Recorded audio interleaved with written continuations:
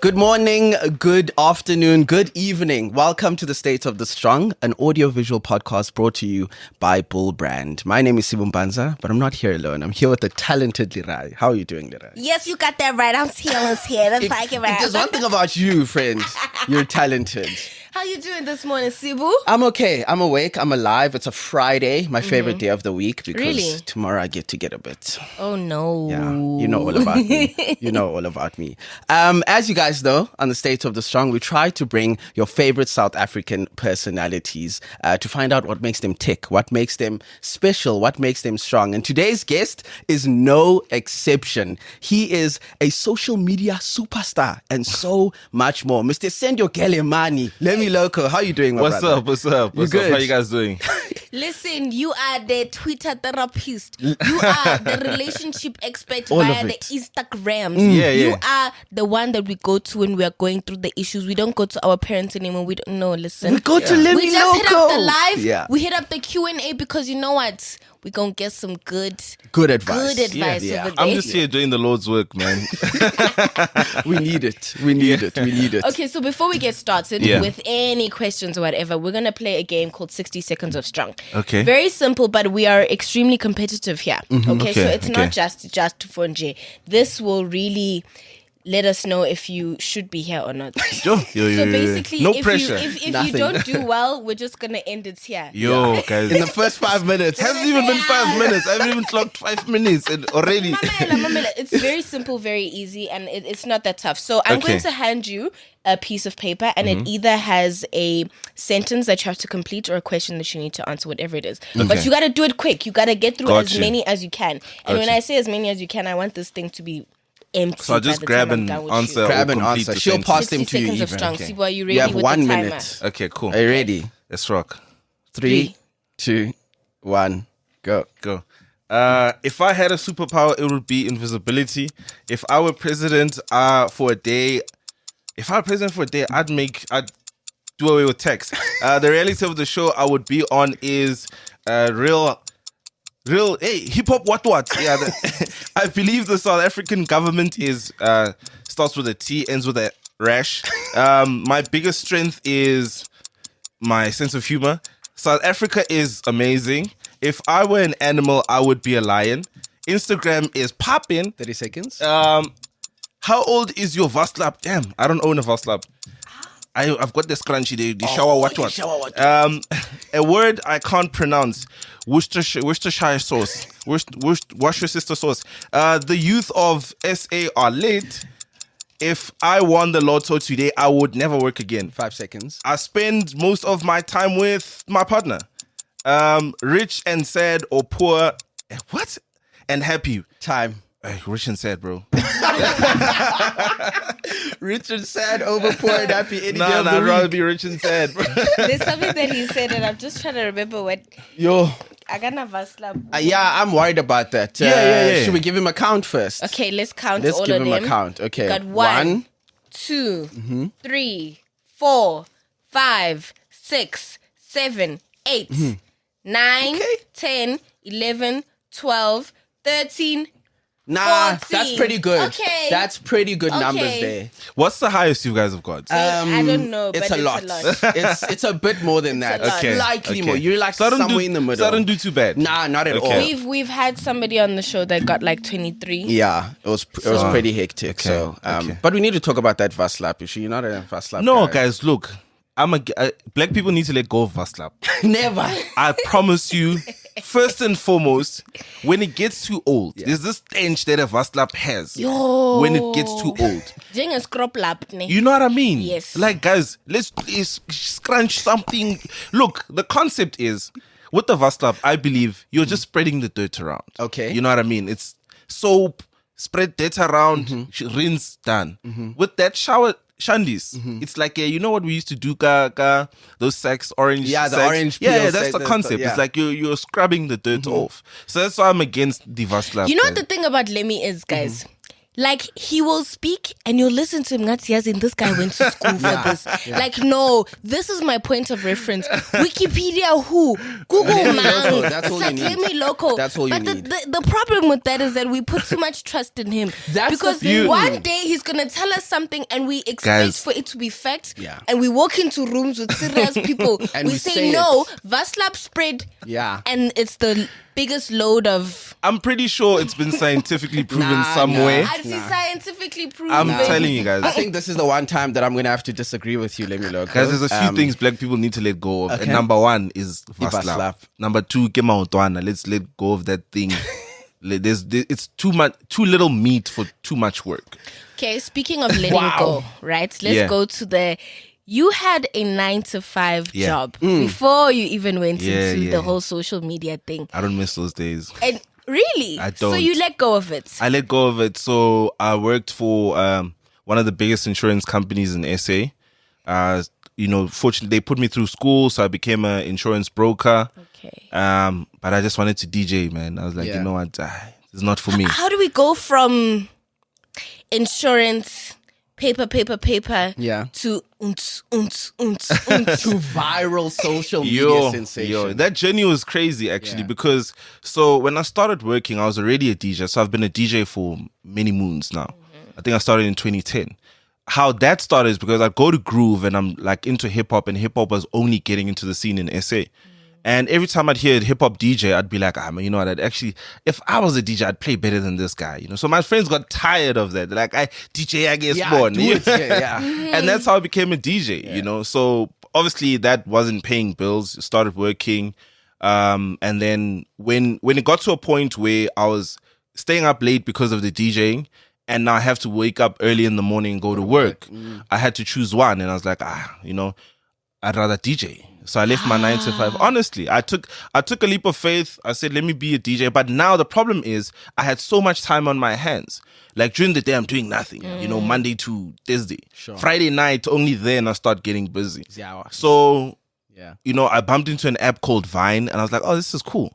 It was funny. I was addicted. I was like, let me start making my own videos. But the thing is... Yeah. But the thing is, Vine didn't have that much like local content. I didn't see Yeah. a lot of people Yeah. that I knew or that I could relate to that much. Yeah. It was like a lot of...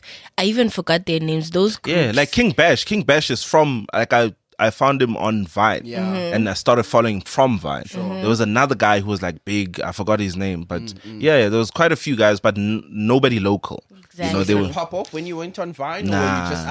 nah. Then what happened after that? Nah, so... You have to have a backup. There's a Yeah, backup.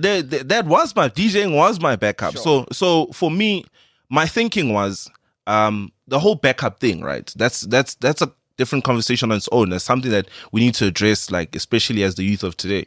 Like I didn't believe in the whole backup thing because that just takes away from your passion. Yeah. You put too much time onto the backup and little time. If anything, my only regret is that I could have started this earlier. Sure. But I was like, what? I'm gonna focus on DJing. But because I had all this time, I started doing vines and like they went nowhere. Yeah. And then once or twice I had like some luck on Twitter where some videos went viral, but nothing came from that.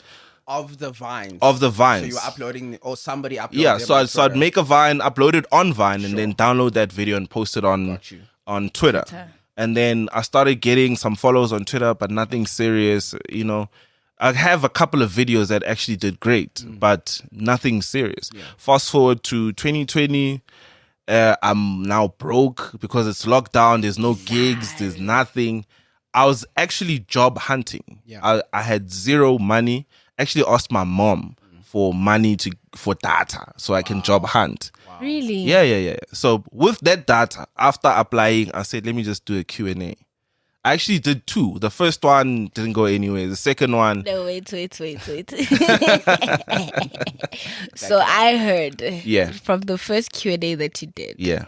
you're actually the one that uploaded your own questions. 100%. So, you know, This man set himself up. I didn't know 100%. that. I love so that. yeah, because you have the option to like Yeah. ask yourself questions. But I've seen people mess that up sometimes. Yeah. Where they like they think they're uploading the questions themselves, but then they're uploading stories that look like they're asking, and then everybody's like, "But you're asking yourself these questions." That's so cool. So you created the content. Yeah. So what happened is I did the first one and didn't get a single question. I did the second one and I got like 2 questions from my friends. And I was like, you know what? I'm going to do this thing myself. Nobody's participating. My pride wouldn't let me delete the story. So I was like, I'm sending in my own questions. Like 80% of the questions were like asking myself questions. Yeah. And then took that, compiled it, threw it on Twitter, and it just went crazy. Like it went I didn't expect that, you know. Somebody DM'd me, was like, yo, dude, Mihlali just retweeted your thing. Do you know you're gone? And I was like, come on, okay. Can we get like a He's gone. He's left us So yeah, behind. man, my pride wouldn't let me delete that story, so I just sent myself questions. And I thought I'd have to do that going forward, but you know, people were like, hey, you know what? Let's just. So now I'm just overwhelmed with questions every time I put up a Q&A. But I'm glad I took that route, you know, ask myself questions. Yeah. But yeah, man, it was crazy. That's how I ended up becoming a content creator. Fortunately, it came at a time where I really needed it, you know, because I was 5 to going back to a 9 to 5, you know, and, you know, between me becoming a content creator and a DJ, I had to move back home. You know, because I was staying at my own place, left my 9 to 5, but then my DJ bag got stolen and I couldn't make money. Wow. So I had to move back home. My dad was like, cool, like, bro, I didn't kick you out, so come back home. It's like, okay, cool. Move back home and the rest is history. Wow. How does that feel for sorry, you're how old right now? Turning 32. Turning 32. Yeah. Sure. So this is 2 years ago, right? Yeah. You're 30 years old. Yeah. You're forced to move back home. Yeah. I'm sure there are hundreds of thousands of South Africans who are forced to do the same thing. Do you have anything to say to those people who might be, you know, embarrassed or hurt by the fact that, you know, I have to go back? Some of them go Gasi, where I thought I was out. Look, man, there's a saying in Sepedi, I think. It says, "Uchechela morawa sebukwala." It means taking a step back doesn't make you a coward. And I think had I not moved back home, I would have been caught in a cycle where I'm either doing really shady stuff just to, you know, keep up this facade that I'm doing good, or I would have went back to the same miserable 9 to 5 environment and like hated my life until then, because I had to sacrifice a lot leaving that 9 to 5. Yeah. I had just got financing for a car, so I had to tell. Fortunately, I was smart enough to say, dude, yes, I know I got the financing, but I'd like to not take it, you know. And the guy was like, no, you could probably, your DJ is going to, you know, they just want to make the sale. Yeah. Your DJ is going to pop off. You don't worry. It's the middle of COVID. Like, you know, I was like, no, bro. You know, so I think, like, take it to the chin. Success comes with a lot of sacrifices and a lot of stumbling and a lot of falling. It's always the reality of succeeding in anything that you're doing is that 80% of the time, maybe even more, it's failure. You know, success is only like 20% of it. And that's why it feels so good. That's why we want to shout it from the mountaintop. That's why we want to celebrate so much, because we failed so much. You know, people don't know that I was struggling with content creation for a good 5 years, you know. And then when the videos come out, where did this guy come from? Oh, he's so lucky. Bruh, I've got 100 videos with 2 likes and 12 views. You know what I mean? Nights is 5 years. You know, You need to understand. 100%. So if you're in that situation and you're thinking, moving back home, you know, bruh, swallow your pride, take it to the chin, you know, go back to the drawing board. And sometimes the environment of having like a parent or a brother or a friend close to you, walking that journey with you, kind of makes all the difference you need, you know. And you're going to lose a lot of people along the way. I mean, we see this all the time on the internet, but we don't take it seriously. We lose so many people. There's so many people I'm close with I don't even speak to anymore. People that I grew up with, people that I never thought I'd ever live my life without, you know. Not even romantic relations, like family and friends. So it's just that, like, when you're in that space, I feel like that's where I don't want to impose my religion on anyone, but whatever higher power you believe in, that's where your higher power kind of takes you back to the drawing board. Like, okay, now you need to decide, are you taking this thing seriously? What are you doing with your life? Are you going to commit to what you say you want? You know, because we want many things. Yeah. But we want them quick. We want them right now. Yeah. We don't want that, you know, that hustle and bustle of, oh, okay, I need to put in my 10,000 hours. I need to wake up early in the morning for no pay. We don't want all of that. Yeah. We want the lights and the fame and the money. Yeah. But then going back to the drawing board kind of gives you that ultimatum. Like, dude, if you're going to make it, this is what you're going to have to endure. And yeah, I like, don't take it to the chin. Yeah. And those are things that you can only get from your foundation. 100%. So let's talk about before 9 to 5, before even university. Yeah. What do you think were the strongest influences in your life that really sort of helped mold your thought process, decision-making process? Oh, my dad, man. 100% my dad. So I was raised by a single father. And What? Yeah. That's not a normal South African story. We needed to hear that. Yeah. So I was raised by a single father. He was unemployed, very smart man, very religious. And I watched him. I don't think he consciously taught me to become the person that I am, but I watched him become the best version of himself. So after going through a divorce, he was unemployed. He developed an alcohol addiction because of, you know, things that weren't going right in his life. But like, it's like the divorce changed him, you know? And for me, I still remember the day when there was, you know, the fight between my parents that led to the divorce, and my mom was like packing her stuff up. She's like, okay, I'm leaving. And my dad was like, okay, you can leave. It's fine. No, he didn't say that actually. He was like trying to save the marriage. And I was like, I look my dad in the eyes. I'm like, dude, we're going to be okay. It's fine. Let her go, you know? And he broke down at that point, you know? And I remember that the next day he woke up and went to church and he never looked back.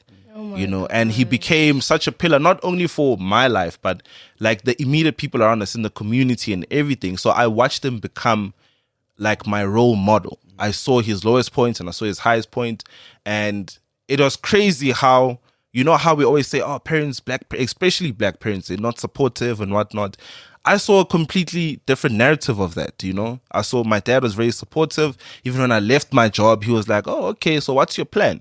You want a DJ? Okay, so what's your plan of making that lucrative? You know, he was very solution orientated, and I get that from him as well.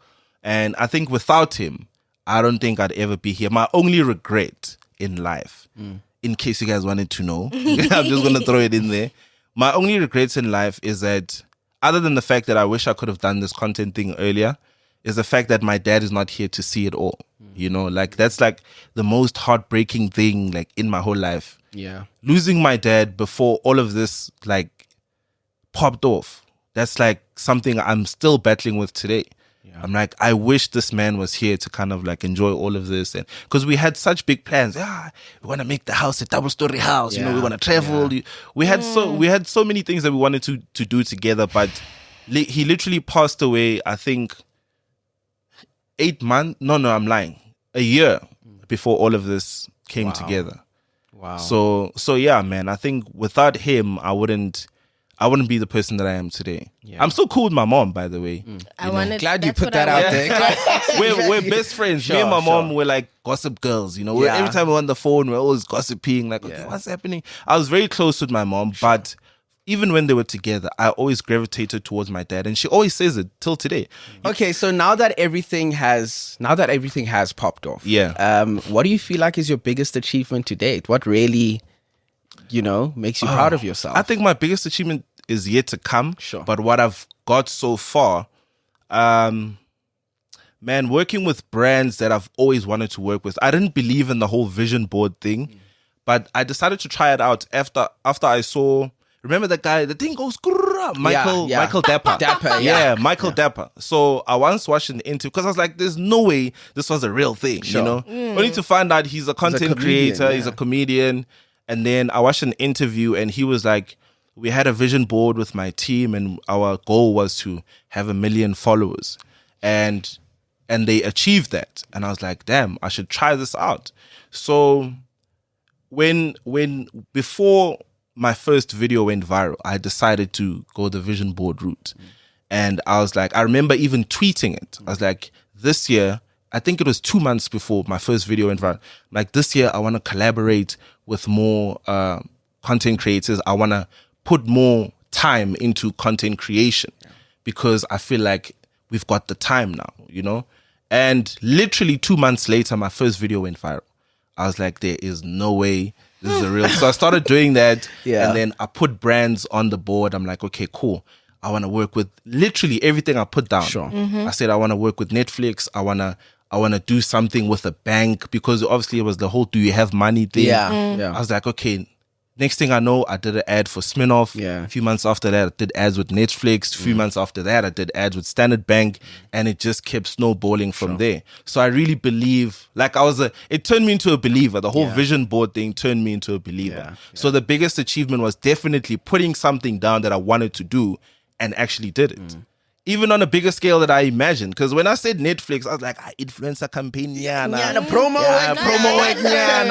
Yeah. So I did 3 adverts with Netflix, and I did 7 with Standard Bank. I did 4 with Smirnoff. Oh my gosh! This man is Listen, Course, go home when you go today before you go home. Get yourself King A3. It's even bigger, maybe. boards. Even bigger, A1, We used to like when I was in primary school. We used to cut out from magazines. Yeah. Now you just go onto the internet, go onto Pinterest. Pinterest print it vibes, out you and know what I make mean? it. Yeah. So would you say creating a vision board like that and hearing about it from a fellow content creator, do you think that was probably one of the most important lessons that you learned in your career? 100%. Because it also, even when you don't achieve something, right? It also, you put pressure on yourself. Because you sit there and you're like, dude, I've got this on my vision board. What did I do to work towards this goal? Then maybe that's why it's not coming together. So you hold yourself accountable. That's the biggest thing with the vision board. I don't think it's the dream of achieving the things. It's more the accountability part of it. So it makes you very accountable to like things that you want for yourself. If you're saying, okay, I want to put out the best content piece of my life this year. And now it's December 25. You've only put out 2 videos the whole year. So it goes back to accountability. You've got nobody else to blame. Sure. That's the most valuable lesson that I've learned with being an entrepreneur, right? Is that you've got nobody else to blame. Sure. But yourself. So if you don't wake up and shoot that video, if you don't wake up and go to the gym, if you don't wake up and, write those scripts, if you don't wake up and like do your research and, save up to buy that camera, you've got nobody else to blame. You were at Konka last week buying bottles. You just want the sparklers there.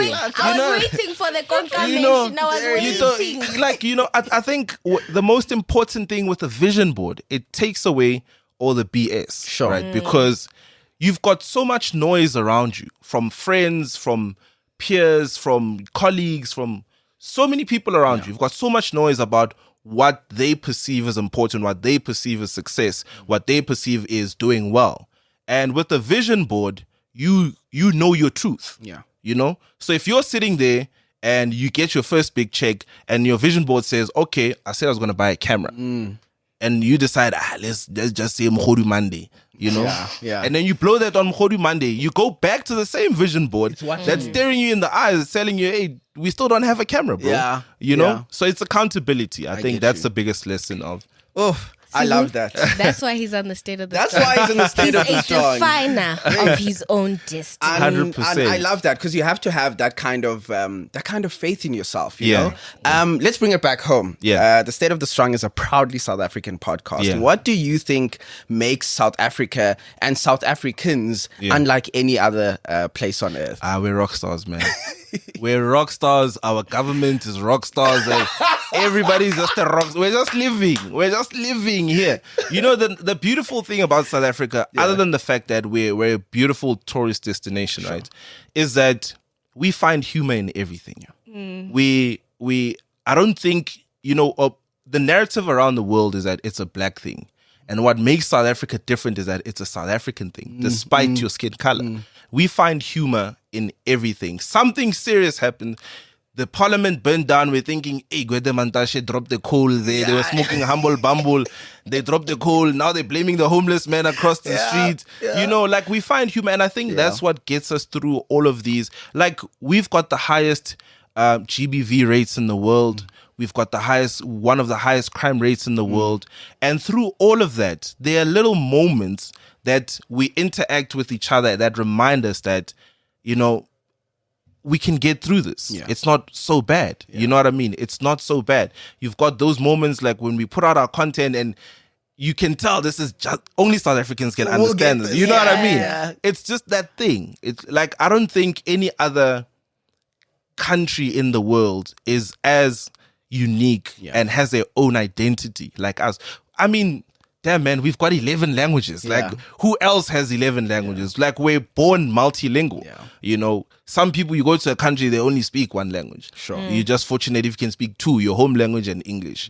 But South Africa is so complex, so simple, so funny and so serious, so safe and not safe. Like it's a mixture of all these good and bad things that make us so unique. I think you touched on something that is something that is tough, but you offered another perspective of it.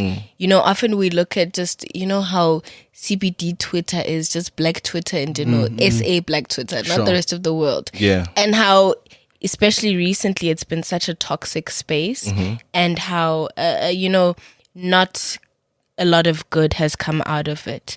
And, you know, looking apart from that and looking past the toxic things that it has fueled, right?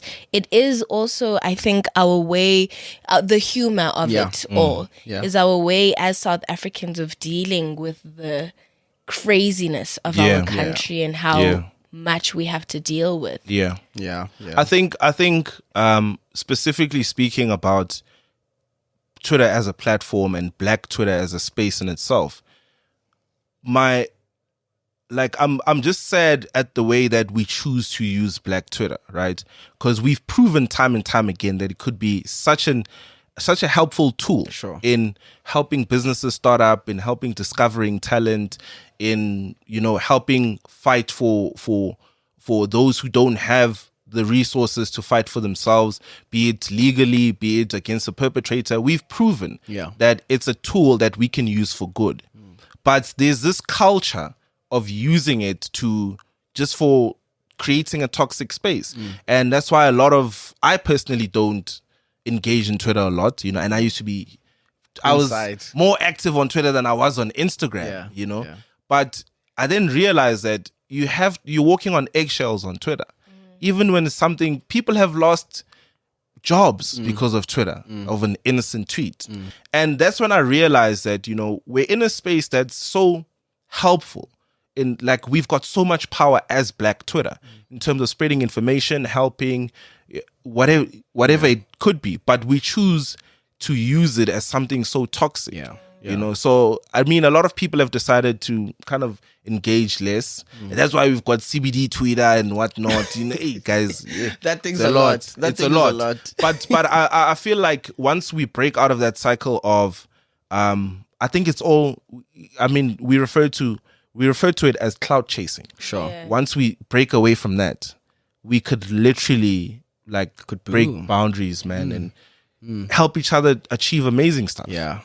Okay, I need solutions right now because listen, we've already touched on it, and he sort of, you know what, he is proving to be the expert. He really is. Hey, he really is. You know what? So I'm gonna keep that train going. Okay. Right? What do you think are the solutions? Perhaps this could be his message of strength to Mzansi in terms of practical ways in that we can apply this, using it for good, using our platforms for good. You mean Twitter specifically? No, whatever, but just for us as South Africans in general, what's your message of strength?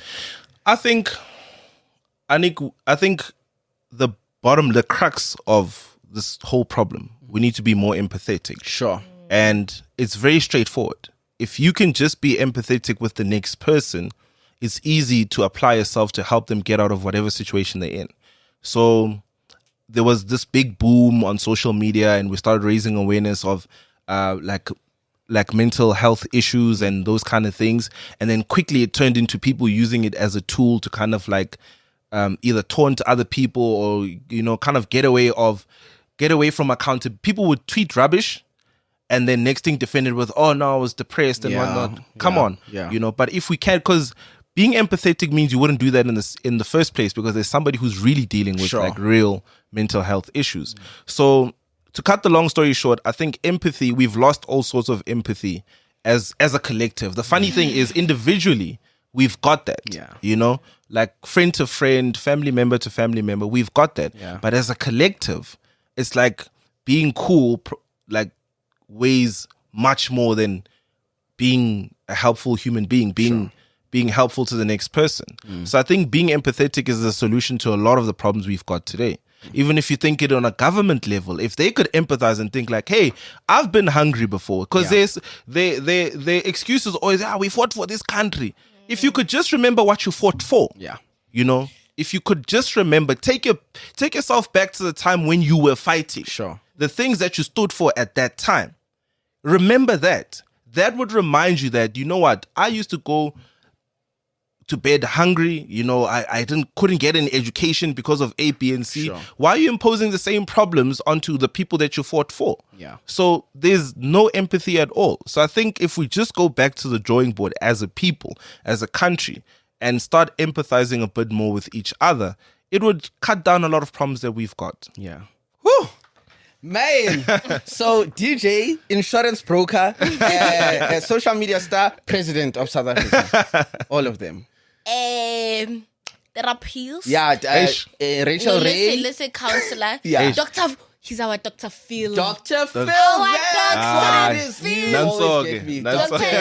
Dr. Phil. Lemii, I'm so sad we have to go, but that was an amazing conversation. Thank you so much for coming to the podcast. Thanks for having me, guys. Thanks for having me. This is awesome.